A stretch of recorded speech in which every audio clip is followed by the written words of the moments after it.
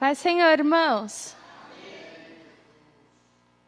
Vamos ler o tema, Apocalipse, capítulo 2. Vamos ler apenas o verso 4, amém? Já fizemos menção do texto completo hoje, então apenas o verso 4. Diz assim, a minha versão é um pouco diferente, tá, irmãos? Mas dá para acompanhar. Diz assim, contra você, porém, tenho isto, você abandonou o seu primeiro amor. Amém? Os irmãos podem se assentar. Eu vou ler novamente. Contra você, porém, tenho isto. Você abandonou o seu primeiro amor. Antes de entrar no tema propriamente dito, eu queria fazer algumas observações com os irmãos de coisas no texto que eu achei muito interessantes. E eu acho que vai servir para edificar a nossa vida. A primeira delas é que, desde o início, Jesus aparecendo de uma forma gloriosa, né? O Cristo que foi visto todo dilacerado, cuspido, uma pessoa toda ensanguentada, agora aparece resplandecente, os seus olhos brilham, os seus cabelos brilham, os seus pés brilham. É esse Cristo que nos dá, que toca no ombro de João e que o acalma e que diz que é ele, e esse toque faz com que João se acalme também, porque ele reconhece quem é aquele que está falando com ele. Então, a primeira coisa é que em todas as circunstâncias, nós precisamos voltar a crer que Deus sempre vai se fazer entender. Ele sempre vai se mostrar. Ele sempre vai falar, olha, sou eu, calma, porque sou eu. Em todas as situações aterrorizantes da nossa vida, Ele sempre tem um toque no nosso ombro. Quando, olha, João não conhecia esse Cristo. Ele nunca andou com esse Jesus que brilhava em toda a sua glória. Mas Jesus, Ele não se esqueceu de João. Falou, olha, calma, vai dar tudo certo. Tenha calma, porque sou eu. E nesse texto, um pouco antes, eu queria voltar no versículo 20 do capítulo 1. Ele vai dizer assim, este é o mistério das 7 estrelas que você viu em minha mão direita e dos 7 candelabros. Mas vamos ficar só com as estrelas. As 7 estrelas são os 7 anjos da igreja. E lá no capítulo 2, versículo 1, ele vai dizer assim, estas são as palavras daquele que tem as 7 estrelas em sua mão direita. O que Jesus ele traz para a igreja do Terezinha sobre esse texto hoje? O controle, o domínio continua na palma da mão dele. Os homens podem tentar fazer o que quiser. Aqueles que ainda têm um pouco de bom senso, que querem entender a Deus, que se colocam como servos de Deus, eles continuam na palma da mão do Cristo ressurreto. E quem que tira? Eu estou trabalhando com criança agora e às vezes a criança quer pegar uma tesoura ou pegar alguma coisa que vai se ferir. Você corre, o que a gente faz? A primeira coisa, tira da mão da criança. Fala para mim, quem é o ser que vai tirar alguma coisa da mão de Cristo? Então nós precisamos, para entender as palavras que saem desse altar, para entender como Cristo se manifesta nas nossas vidas, para voltar a entender que Ele se manifesta fora das portas dessa igreja, para além desse templo. Nós precisamos voltar a entender que o controle e o domínio continua na mão do Cristo ressurreto. E aí, as coisas não estão saindo do jeito que eu quero. Irmão, mas está na mão dele, eu vou fazer o quê? Ele pagou o preço. Ele tem o direito. Deixa eu tirar aqui, irmão, senão não enxergo o horário. O direito é dele. As igrejas são dele. Os anjos da igreja, que no caso a gente sabe que não é anjo, que são os dirigentes, estão na mão dele. Só vai, o que isso quer dizer? Só vai onde ele permite. A igreja só avança quando ele permitir. A obra só cresce quando ele quer. E a gente precisa voltar a entender isso. Porque quando a gente passa a entender isso, quando a igreja passa a entender isso, a gente para de dar cabeçada querendo fazer as coisas que não é para nós fazermos. nós deixamos de fazer coisas, e a gente vai falar um pouco sobre isso. Nós deixamos de fazer as coisas que é para nós fazermos, para fazer coisas que não é da nossa alçada, para fazer coisas que é de Deus. E Deus é um ser muito responsável, infinitamente mais responsável do que você e eu. Aquilo que é para Ele fazer não vai sobrar uma vírgula. Aquilo que Ele prometeu, começou a prometer lá em Gênesis, até o livro de Apocalipse, aquilo que é responsabilidade de Deus, descansa. Ele fará. Então não tem por que a gente ficar se preocupando. Ai, vai ser assim, vai ser assado. Nossa, o que eu vou fazer? É dele. E você sabe o que é, do que Ele está falando com você. Descansa. Está na mão dele. Amém? Entenda isso. Porque se nós não entendermos essa verdade, é em vão. É em vão tudo que nós fazemos. Que aí daqui a pouco a gente vai querer competir com Jesus. Não, Jesus, não faz isso não, deixa que eu faço. Então entendamos que o governo, o domínio está na mão dele. O versículo continua. E fala assim. Na verdade é mais... O versículo 20 lá. Antes, vamos voltar um pouquinho, capítulo 1. Ele fala que ele passeia no meio dos 7 castiçais. E aí no versículo 20, ele continua dando a interpretação. Falei que a gente ia ficar só nas estrelas, mas me equivoquei. Ele fala que os 7 castiçais, ou candelabros, são as 7 igrejas. Outra coisa que nós precisamos voltar a entender. A gente precisa, de uma vez por todas, apagar da nossa memória a ideia desse Deus criança, desse Deus mirim, desse Deus juvenil. De que quando eu faço o que Ele quer, Ele está de bem comigo. Deixei de fazer o que Ele quer, Ele virou a cara. Ai, Deus não me responde, presbítero Otávio, porque eu não oro mais. Ai, Ele está tão distante de mim, porque, nossa, eu não busco tanto a Ele. O salmista vai falar... O que eu posso oferecer ao Senhor? Por tudo que Ele fez. Por tudo que Ele tem feito. Estou falando com pessoas inteligentes. Reflete aí. O que eu, ser humano, errante, pobre, pecador, miserável, digno do fogo eterno do inferno, temos para oferecer para Deus ou para Cristo, para que Ele nos dê alguma coisa. É por isso que Ele inventou uma coisa chamada graça. A graça existe porque Ele sabe que nós contraímos dívidas impagáveis. A humanidade contraiu dívidas que são impagáveis diante de Deus. E Ele diz também na sua palavra que não existe um justo. Está todo mundo junto aqui, gente. Não tem quem é mais santo, quem é menos santo, quem anda de saia é mais santo que quem anda de... Não tem. Porque Ele não achou um. E a gente não está falando de um ser humano. A gente está falando de um ser que olha em panorama de eternidade a eternidade. Toda a história do universo está diante dele. E Ele não achou um. Que fosse digno, que fosse justo. A ponto de se entregar. E isso que Deus tem falado fortemente, e eu quero compartilhar com vocês. A ponto de se entregar. Sabe por que Ele é o Senhor dos Senhores? Porque Ele mereceu. Porque Ele se entregou. Quando Ele ressurge, quando Ele morre, ressuscita, aparece lá para os discípulos, Ele fala o seguinte: agora, toda autoridade me foi dada, todo o poder me foi dado, nos céus, na terra e debaixo da terra. Porque Ele comprou. Apocalipse está recheado desses versículos.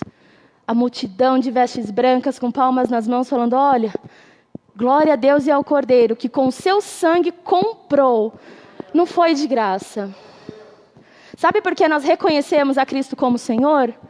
Porque a gente entende que Ele pagou um preço por isso. Sabe por que a gente entende que não tem essa de estou pagando o preço por ser crente? Porque a gente entende qual é o real preço da salvação da humanidade. E aí a gente começa a perceber, eu acho que é demais para mim. Eu acho que se fosse na minha mão não ia rolar não. Eu não ia conseguir. Entendendo essa verdade, a gente consegue entender um pouco, porque a totalidade é impossível, é para a eternidade, não é para agora. Mas a gente consegue entender um pouco sobre esse Cristo, um pouco sobre essa obra, e consegue ser um pouco melhor como discípulo de Cristo, como servo de Cristo. É para isso que nós estamos aqui. É para isso que nós falamos, que nós nos reunimos e nós falamos sobre esse texto. Porque nós queremos ser melhores. Senão o tema da campanha seria, pede que eu te dou. Tudo que você pedir, você vai ter. Tem texto bíblico que fala isso? Tem. Fora do contexto, você faz o que você quiser com ele. Mas se nós escolhermos um tema como esse, é porque nós ainda temos um pouquinho dessa preocupação. Então a palavra diz que ele passeia, que ele está no meio. E a gente vai ler, e não é só a igreja de Éfeso não, gente. Vocês continuam lendo aí, que vocês vão ver que para cada igreja tinha um problema a ser resolvido. Só que Jesus começa falando que ele anda no meio da igreja para mostrar o seguinte: vocês estão fazendo várias coisas erradas, várias coisas que eu não disse que eram para fazer, mas eu continuo no meio de vocês. Sabe por quê? Porque lá atrás ele falou, estarei convosco todos os dias. Ele não falou, estarei com você quando você for fiel a mim. Ele não falou, estarei com você nas noites em que você ora de madrugada.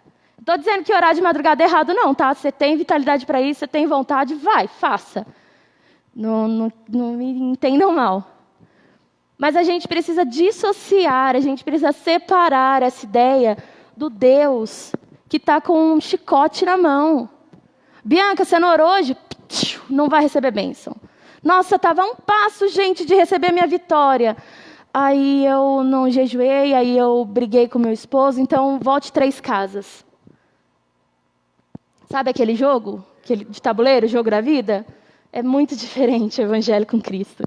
Por mais que a gente haja e viva como se fosse desse jeito. Então ele está no meio. Ele está vendo o que está acontecendo. Nossa, mas a igreja está com esse problema, irmã, descansa, Jesus está vendo. Se ele ainda não fez nada, é dele. Lembra que eu falei lá atrás? O que é dele, deixa para ele resolver. Isso está saindo da boca de uma pessoa que fala muito, tá? Só para quem não me conhece tá ciente. Me intrometo mesmo, Jesus está trabalhando aí no meu coração, estou sendo uma pessoa transformada, mas gosto de falar sim. Só que enquanto a igreja não entender que Ele é o Senhor, que é dele, que é um problema dele, as coisas não vão andar. Tem um versículo em Provérbios muito legal que fala assim, aquele que se mete em assuntos alheios é como quem segura um cão pela orelha.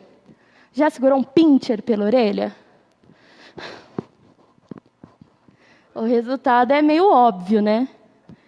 Então é dele, descansa, nós precisamos descansar. Ele está no meio. Outra coisa, Jesus ele está no meio da igreja. Ele passeia no meio da igreja. E ele vai apontar os defeitos. Ele é a pessoa que mais ama no mundo. Mas nem por isso ele deixa de apontar os nossos defeitos. E o mais legal é que no final da carta ele fala, quem tem ouvidos ouça. Ou seja, eu estou falando, se você estiver interessado em ouvir, benção, beleza. Mas se não quiser, se a gente vê nos evangelhos, Jesus nunca forçou ninguém a nada. Não é depois de ressurreto, de glorificado, que ele vai começar a forçar, né, gente? Não é depois que a igreja se desenvolveu, depois de 2000 anos, que ele vai começar a forçar alguma coisa. Ele nos deixa livres. Então, esse é o plano de fundo da carta, né? Os pontos que eu queria ressaltar com os irmãos. Então, ele fala como alguém que está próximo. Alguém que tem intimidade.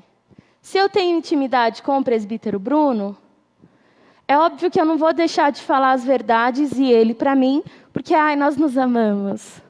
Que lindo, nós somos íntimos. Nós convivemos.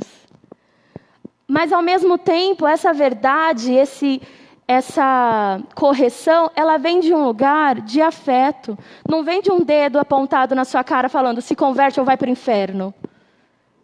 Olha, se você não fizer, é verdade isso? É verdade, eu não estou querendo dizer que não é. Mas é a forma como se fala e não o que é dito. palavra diz que as ovelhas de Cristo ouvem a sua voz e a reconhecem. É isso que a palavra diz. Ou seja, quando é Cristo, de fato, quem fala conosco, essa correção ela não nos traz morte. Para essas igrejas não trouxe morte. As igrejas não fecharam porque Cristo falou, você está errado. Então nós precisamos também tomar muito cuidado com palavras que nos provocam morte. Com palavras que nós ouvimos, não só na igreja, porque a nossa vida é um todo. Jesus, quando olha para a Bianca, ele não vê a missionária Bianca. Ele vê a Bianca mulher, a Bianca professora, esposa, é completa, total. E nós precisamos tomar muito cuidado e lembrar, voltar a lembrar disso. Toda palavra, toda correção que sai do trono de Deus, ela produz vida. Ela não vai produzir morte. Por mais que seja aquela porrada potente, que você sai até zonzo. Fala, nossa, estou muito errada, deixa eu me converter. Mas produz vida. E aí ele começa a falar, né? Vocês já sabem, é o 6º dia. Vocês sabem o que a igreja faz de bom, o que faz de mal, tal, não sei o quê. E aí a gente para no versículo 4. Você abandonou o seu primeiro amor. E eu queria falar sobre isso. É muito comum, eu não quero desmentir nada que vocês ouviram, tá? Eu estou trazendo uma outra reflexão. Aí você pensa, calcula aí, faz o seu balanço e fica com o que for bom. O que não for, você joga fora. Mas é muito comum de nós atrelarmos, de nós unirmos o primeiro amor com a conversão. É muito comum. Mas se a gente parar para pensar e analisar alguns casos de discípulos mesmo, a gente vai ver que pelo contexto, parece que não é muito bem isso. Vamos lembrar lá da nossa conversão. Euforia. Nossa, Jesus me salvou. Glória a Deus. Estava destinado ao inferno e agora a mão forte do Senhor me tirou desse destino cruel. Você sabia quem era Cristo? Não. Você sabia na totalidade? Na totalidade é exagero. Mas você tinha clareza da obra de Cristo? Não. Por quê? Porque você teve que sentar, que aprender com quem já estava na caminhada, que ler Bíblia para saber quem é esse Deus. A gente recebe esse primeiro impacto e se apaixona pela obra da cruz. E se encanta. Se apaixona no sentido de se encanta. Fica deslumbrado. E você quer saber mais sobre esse amor. E você quer saber mais sobre o seu amado. E é impossível você dizer que ama alguém e não querer conhecer, não querer estar perto. Então a gente começa a orar. Então a gente começa a ler Bíblia. Então a gente começa a vir em consagração, em qualquer coisa. A porta da igreja está aberta, está nós lá. A partir daí a gente começa a desenvolver esse amor. Porque o amor é um sentimento consciente. Eu não conheço a pessoa hoje e já passo a amar. O amor, eu dei até uma pesquisada, mas não trouxe nada que eu pesquisei, mas tá, glória a Deus. O amor é um sentimento, na psicologia, o amor ele é um sentimento mais sofisticado. Isso quer dizer que ele precisa de outras coisas como base para ele surgir. Então, o objeto de amor, ou a pessoa para ser amada, antes, ela precisa ser objeto de admiração e respeito. Quando a gente aceita Jesus, mal sabemos quem é. Então, não dá para falar que a gente já admira demais e já respeita demais a ponto de amar.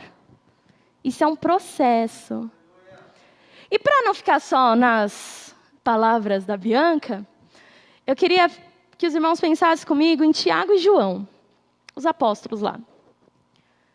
Jesus vai pregar em Samaria. Jesus chama eles, né? E nossa, ai, Jesus, glória a Deus, o ungido de Deus, o Messias, o Senhor, o Mestre. Aí Jesus vai pregar em Samaria. Os samaritanos não aceitam a palavra de Jesus. Aí João e Tiago, que estão lá na sua conversão, vamos ver se é amor ou não é. Jesus, nós vamos resolver essa questão aí para o Senhor. O Senhor quer que a gente ore e desce fogo do céu e mata todo esse povo? Não tem muito a ver com amor bíblico, né? Com mensagem de Jesus. E aí passa um tempo. E aí a gente vai ver João escrevendo: filhinhos, não pequeis. Ó, filhinhos. Queria tacar fogo em todo mundo, irmão, quando era novo convertido. Tem um encontro com Jesus, se converte, passa a amar. E esse amor é manifesto agora para outras pessoas. Entende a diferença? A igreja de Éfeso, eles se tornaram excelentes apologetas. O que é um apologeta? Apologeta é o cara que vai defender a sua fé. Vocês leram o texto, não leram? Versículo 2. Conheça o seu trabalho, conheça as suas obras, o seu trabalho árduo e a sua perseverança. Os caras eram perseverantes, não era que nem a gente, que às vezes está caindo o motoró e não quer ir para a igreja. Os caras perseveravam. Glória a Deus. Nos ajude, Senhor. Sei que você não pode tolerar homens maus. Mais um ponto para eles. E que pôs à prova os que dizem ser apóstolos, mas não são. E descobriu que eles eram impostores. Então os caras iam para cima. Não era qualquer um que subia no púlpito da igreja de Éfeso para pregar. Não era qualquer um que profetizava na igreja de Éfeso. Não era o cara que vinha aqui e falava um monte, irmão, eis que te digo, e não sei o que, e ia embora e estava tudo certo. Não, vamos investigar quem é esse cara. De onde ele vem? Ele é convertido? De onde que ele conheceu Jesus? Eles iam atrás. Um trabalho que às vezes nós pecamos um pouco em fazer, mas tudo no equilíbrio, amém, irmãos? Então eles eram muito fiéis a Deus nessa parte de liturgia, nessa parte de igreja, organização. E aí o texto continua. Você tem perseverado e suportado sofrimentos por causa do meu nome e não tem desfalecido. Está melhor que nós de novo, né? Porque às vezes nós é afrontado e já dá vontade de abrir o bico. Fala, Jesus, o senhor não está me vendo, não? Olha lá o que fulano está fazendo comigo. Então eles eram perseverantes. Mas se eu me lembro bem... Vamos ver se eu estou boa de Bíblia. A última vez que eu vim aqui eu não estava muito boa, passei referência errada. Vamos ver se agora eu melhorei. 1 Coríntios capítulo 13... fala que se não tiver um negocinho, não adianta de nada. É tudo em vão. É só barulho. E esse negocinho é justamente o que está faltando aqui em Éfeso, na igreja de Éfeso. Esqueci de dar um exemplo de apologeta, né? Vamos falar de uma pessoa que defendeu a fé cristã, assim, lá no início da sua conversão. Para a gente entender de novo essa divisão entre início de conversão e primeiro amor. Pedro era um cara que defendia Jesus. Defendia o que acreditava. Defendia tanto a ponto de partir para a briga. Está lá Jesus, vai ser entregue, vai ser preso. Pedro fala, aqui não. Saca a espada e tchum. Se Malcolm não dá uma desviada, fica sem o pescoço. Mas desviou, ficou sem a orelha. O que Jesus faz? Discípulo amado, como tu me amas? Não, Jesus fala, não é assim. Cata a orelha do moço e cola de novo. Apologeta. Irmãos, isso é sério. A gente está falando de destino eterno. E a gente tem que voltar a entender que, às vezes, por causa de uma palavra que sai da nossa boca, pessoas jamais entrarão por essas portas e ouvirão a palavra da verdade. Até que ponto você está disposto a defender a sua fé enquanto você fere o seu irmão? Até que ponto você está disposto a lutar pelo Cristo, fazendo ao contrário daquilo que Ele pede para a sua igreja? Eles eram apologetas, eles defendiam a sua fé. E aí a gente quer socar a referência bíblica. Não, mas a palavra fala que nós temos que estar prontos a responder à razão da nossa esperança. A gente tem que saber, a gente tem que defender. Não pode falar qualquer coisa de Jesus. Irmãos, Jesus foi chamado de beberrão. Amigo de publicanos e prostitutas. E não se ofendeu, não. Pelo menos não escreveram. Esqueceram, será, presbítero Otávio, de botar essa parte na Bíblia? Deixa essa parte. Jesus ficou muito, muito chateado, mas não vamos colocar essa parte, não. Não, né, gente? Pelo amor de Deus. Ele não se ofendeu.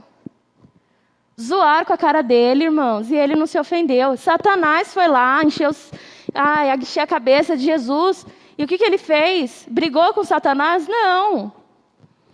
Então, às vezes, a gente acha que Jesus ele tem uma resistência muito menor a que, de fato, ele tem a ofensas. Às vezes. Talvez. Talvez você pode virar para mim e falar, não, eu não faço nada disso. Glória a Deus, irmão. Aleluia. Louvado seja Deus pela sua vida. Mas, às vezes, a gente pode passar um pouquinho do ponto. Talvez Éfeso estivesse passando um pouquinho do ponto.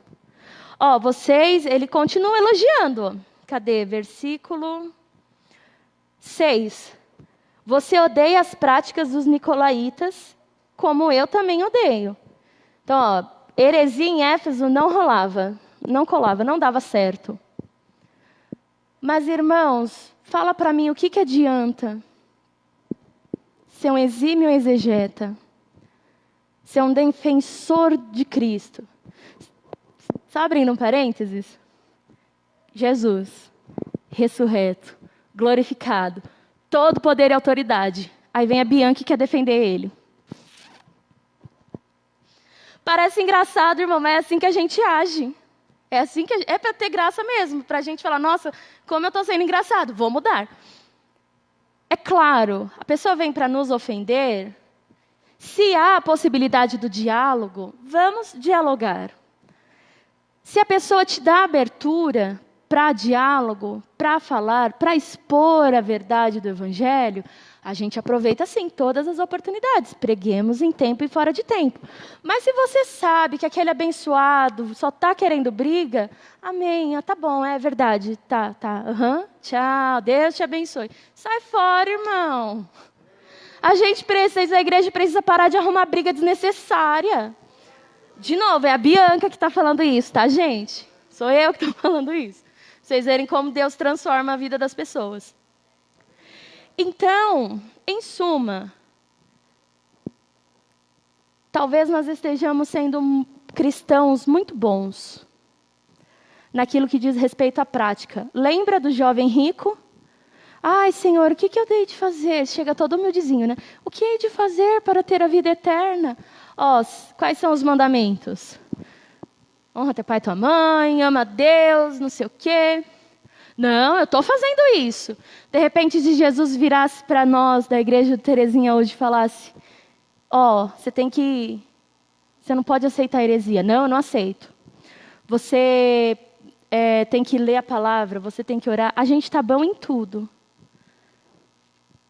Mas o versículo 4 vai falar que tem uma coisa contra nós. O lema da nossa igreja é um novo tempo. Talvez para viver esse novo tempo, nós ainda não chegamos nele, porque ainda está faltando uma coisinha. Pequenininha. Jesus, ele não está fazendo um convite para as pessoas serem crentes. Como ele fez antes, se arrepende porque é chegado o reino de Deus. Parece que agora, como no nosso tempo, o convite, o pedido, o anseio de Jesus é outro. Ele nos pede para voltar à humanidade. Volte a ser humano. Para de se comportar como anjo. Para de querer defender a Deus. Os guerreiros de Deus são os anjos. E mesmo assim, eles não dão um passo sem a permissão de Deus. Se a gente não prestar atenção, triscou, já está nós lá. Não, porque Deus pensa assim. Não, porque Jesus isso, Jesus aquilo. Deixa isso para Ele, é coisa dele, não é nossa. Jesus nos faz um convite através desse texto. Volte a ser humano. Por que voltar a ser humano? Se ser humano é tão ruim. O homem peca. O ser humano está condenado à morte. O salário do pecado é a morte. Anjo não morre. Anjo não fica doente. Anjo não sente dor da separação. Anjo não fica triste, porque ele está diante de Deus. Como é que alguém fica triste se está vendo Deus face a face? Não fica. Mas Jesus nos convida a voltar a ser humano. Sabe por quê? Ainda dentro dessa ideia de amor, o conceito de amor no seu total, no seu pleno, na sua plenitude, ele só é experimentado por dois seres, pela Trindade e pelo homem. O animal não sente amor. Ele tem carinho, afeto, ele sente quando ele é amado, ele sente quando ele não é amado, ele é obediente, mais que eu e você, às vezes, né, gente? Vamos combinar? Só que esse amor, esse sentimento de completude, esse ficha que cai de que, nossa, eu sou amado por Deus, não vive. Ser celestial também não. A gente não tem relatos disso, de que anjos amam. Nenhum dos tipos de amor. O Senhor, o amor, ele é o elo que nos liga a Deus. Sempre foi assim. Por amor Deus criou o homem, por amor se entregou por ele. Por amor ressurgiu e por amor ele nos sustenta até hoje. Por amor ele voltará para buscar a sua igreja. Ele nos chama de noiva. Você quer um negócio mais amoroso, mais romântico que isso?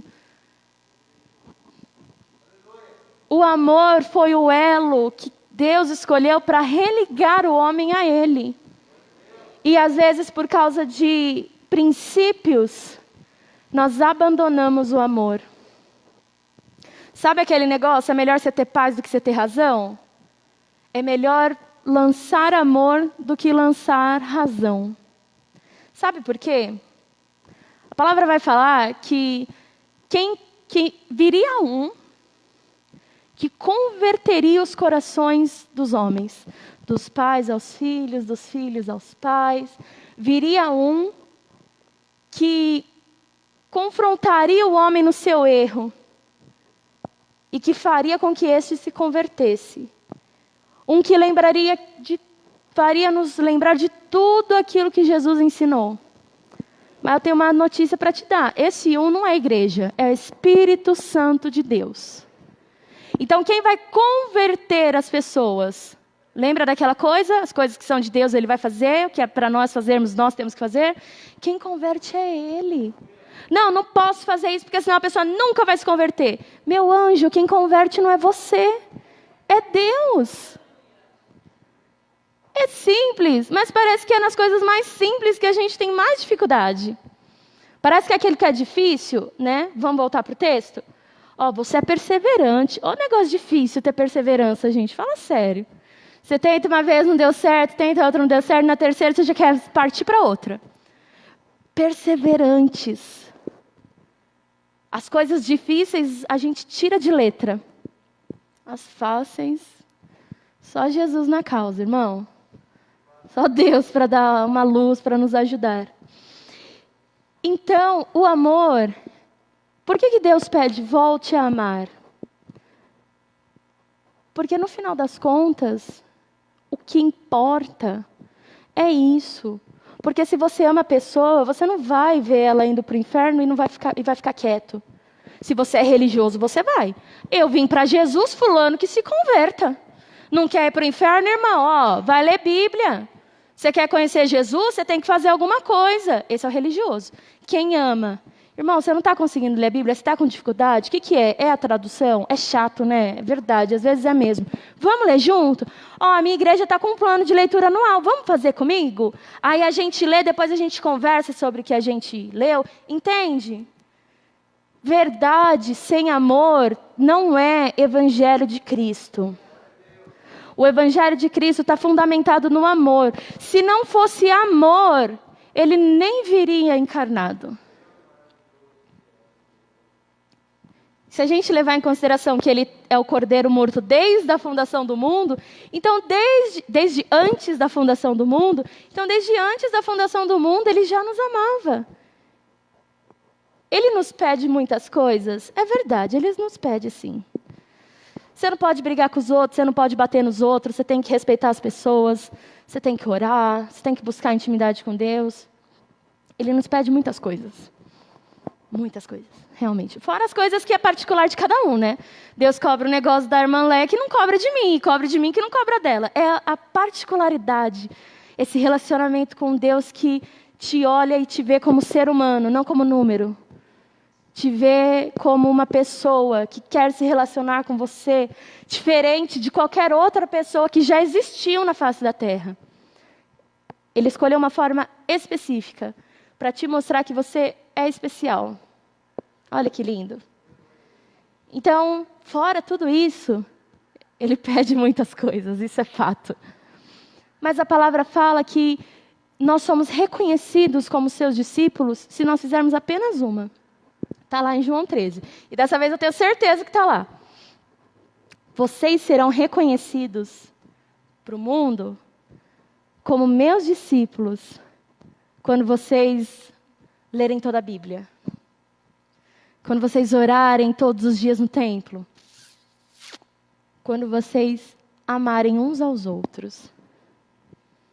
Entende? Porque Jesus parou o céu, chamou João e falou, ó, manda amar lá. É uma coisa que ele leva muito em consideração. Que é muito importante. Também no livro de 1 Coríntios capítulo 13, vai falar que o amor, ele suporta muitas coisas. Eles podiam suportar todas as provações, mas não estava suportando os irmãos.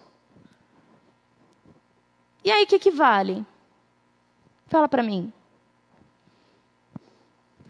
Quando Jesus, ele nos chama a voltarmos ao primeiro amor, como eu disse antes, particularmente, me soa um pouco estranho que quando nós éramos mais imaturos, seja o momento que nós mais tínhamos amor. Mas ele está nos chamando, além dessa volta à humanidade, essa volta ao elo com o Criador, ele está falando assim, ó, volta lá no dia que você entendeu a minha mensagem. Teve um dia que foi assim, você está indo na igreja, está caminhando, tal, não sei o que, teve um dia que você falou, uau, entendi. Nossa, eu estava fazendo um monte de coisa nada a ver, mas agora eu entendi, agora eu sei quem é Jesus. Nossa, que da hora. E a nossa vida muda. É para esse momento que você tem que voltar. Para o momento do encanto. Para o momento onde você olha e você vê Cristo na sua frente. Isso não precisa ser um evento único na nossa vida. Porque, como eu disse, Jesus, muito grande, muita glória, muito poder. Talvez se ele se revelar assim, para a gente assusta. João, que era discípulo dele, que era o mais chegado dos chegados, melhor dos melhores amigos, se assustou. Imagina a gente. Então pode ser assim, ó, um pouquinho hoje, um pouquinho depois. Lá no primeiro ano da conversão, passa mais 2 anos, tem outro momento. Mas ele está falando, volta. Volta para o momento onde você entendeu o que eu disse. Volta para o momento onde você se sentiu amado, onde caiu a sua ficha. Realmente, eu sabia que eu era amado por Deus, mas eu não entendi. É muito mesmo, é bastante. Porque é nesse momento que eu falo, se eu estou sentindo esse amor, eu quero que outras pessoas sintam também.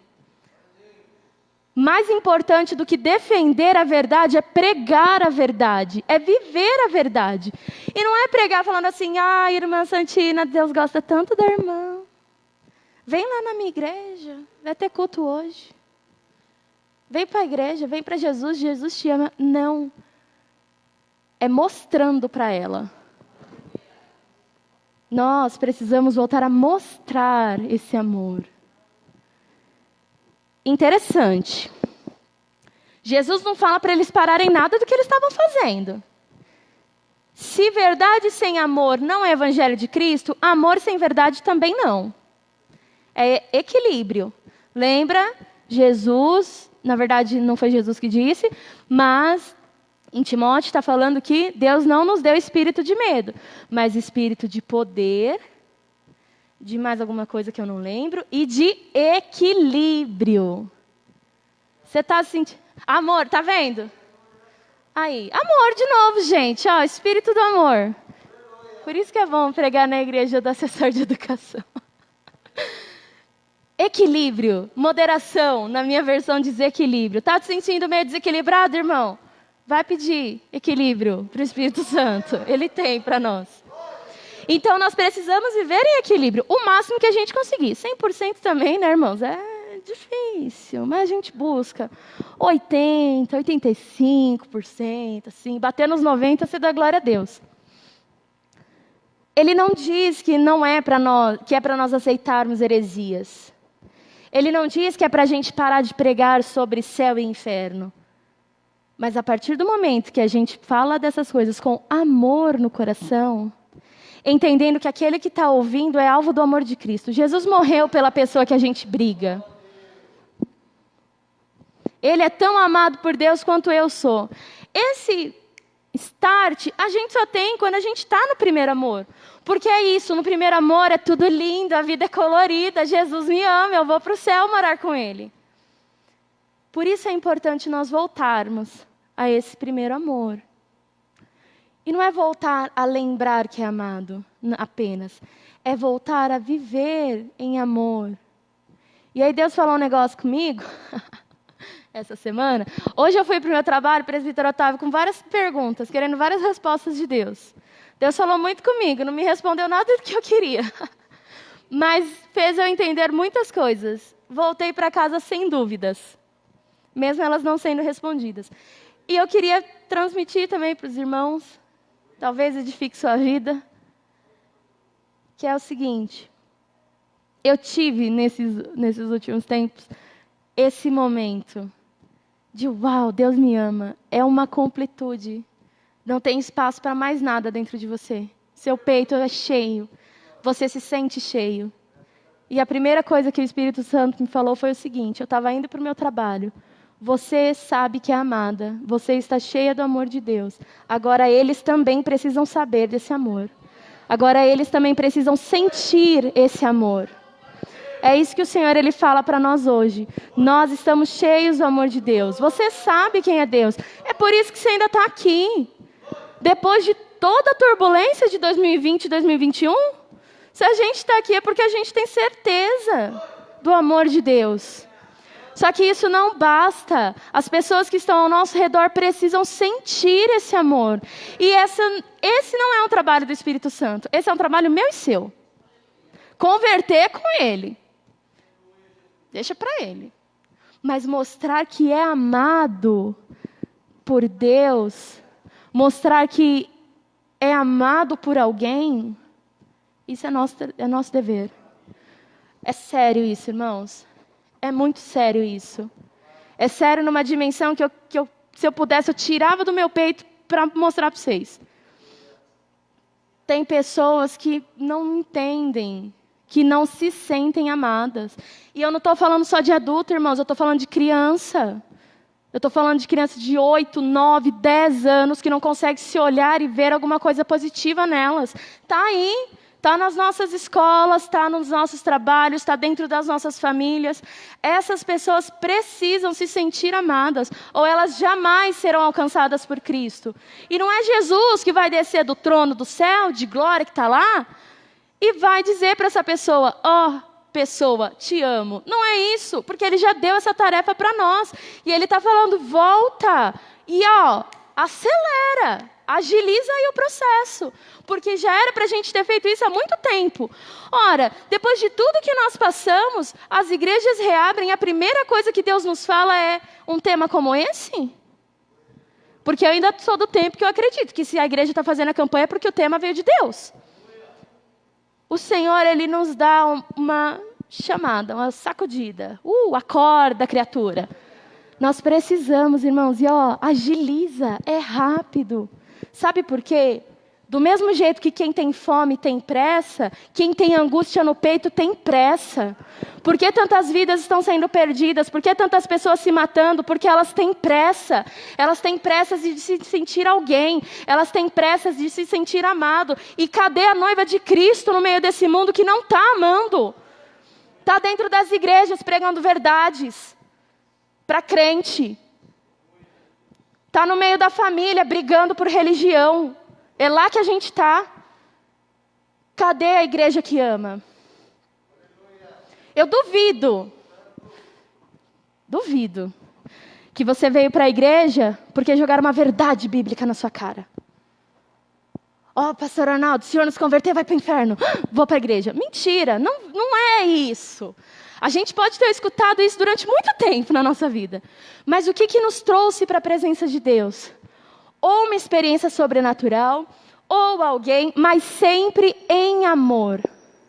Sempre alguém com o peito estufado do amor de Deus, mostrando, se doando, se dando por alguém. a palavra, esse texto, muitas vezes a gente toma como uma coisa particular. Deus está falando para Bianca, Bianca, volte ao seu primeiro amor. Mas se a gente lê o texto, não é isso. A carta é para a igreja. E tem uma outra parte que fala, ó, versículo 5. Lembre-se de onde você caiu, arrependa-se e pratique as obras que praticava no princípio. Isso daqui não é para crente, isso daqui é para a igreja. Então o Senhor está nos falando, ó, nós somos Igreja Evangélica Avivamento Bíblico. Além disso, Igreja Evangélica Avivamento Bíblico Santa Terezinha. Igreja Evangélica Avivamento Bíblico Santa Terezinha. O que vocês faziam antes, que não está mais fazendo? Quais eram as obras da Igreja Evangélica Avivamento Bíblico no Terezinha? Jesus está falando para nós, volta a praticar as primeiras obras. Porque as primeiras obras da Bianca é diferente das primeiras obras do presbítero Otávio, que é diferente do presbítero Bruno, que é diferente. Mas como igreja, a gente tem um movimento único. Igreja Evangélica Avivamento Bíblico, quais eram as nossas primeiras obras? Tem o livro aí, se você quiser ler, tem também site, conta lá o resumo. Um dia um jovem foi batizado com o Espírito Santo dentro de um seminário. O peito dele se estufou de amor de Deus, de presença do Espírito Santo. E ele começou a falar com outros jovens. Os 3 fundadores se juntam. Não vou falar o nome, porque senão eu vou falar errado, mas os 3 fundadores se juntam. Isso vira um grupo do clamor. Olha que bonito. Igreja Evangélica Avivamento Bíblico surgiu como grupo do clamor. Pastor Mário vai pregar na igreja de Vila Mazei, na igreja metodista de Vila Mazei, cheio do amor de Cristo, cheio de Deus. Prega a palavra. Os irmãos olham e falam, ih, tá doido, credo, excomunga ele. Mas outros entendem a palavra. Junta mais gente. Vai para a casa de um irmão. Quando vê, não cabe mais gente. Aluga um terreno, aluga não, é doado lá um terreno, uma plantação de caqui, constrói a igreja de Jaçanã. E assim começou o avivamento bíblico, por oração e trabalho, por um avivamento no Brasil e no mundo. Irmãos, esse é o princípio da nossa igreja, vamos voltar ao princípio da nossa igreja. Vamos voltar a praticar as primeiras obras. E lembre-se, você está cheio do amor de Deus. Você pode não estar sentindo agora, mas você está cheio do amor de Deus. Você tem consciência desse amor. As pessoas precisam ter consciência desse amor. E aí as coisas vão fluir. Porque quando nós obedecemos a Cristo, coincidências acontecem. Passam a acontecer. E o nome do Senhor é glorificado. O Senhor ele continua no trono, irmãos. O trono é dele. O governo é dele. Ele tem requerido de nós esse governo novamente. Ele diz que o trono é dele. E aquele que quer usurpar o trono dele, que apresente as suas obras. Porque ele tem as marcas das mãos, em suas mãos, as marcas do preço que ele pagou. Nós não temos marcas. Então nós não temos autoridade. A autoridade vem dele. A partir do momento que nós voltarmos a viver em amor e reconhecer a soberania, o governo de Cristo, as coisas vão fluir, vão andar na nossa vida. Amém? É isso aí, irmãos. Que o Espírito Santo nos ajude. Porque é difícil. Coisa difícil. Simples, mas que a gente se enrosca bastante. Que o Espírito Santo nos ajude. E tenha certeza, a partir do momento em que você escolher viver em amor, as coisas vão começar a acontecer na sua vida. Demandas vão chegar para você. Pessoas vão chegar para você. Precisando desse afeto, precisando desse amor. E se nós estivermos sensíveis, vidas voltarão a ser transformadas através das nossas vidas. E o nome de Cristo, o reino de Cristo vai se expandir e o nome de Cristo será glorificado. Amém? Eu agradeço a oportunidade e as palmas louvam o Senhor.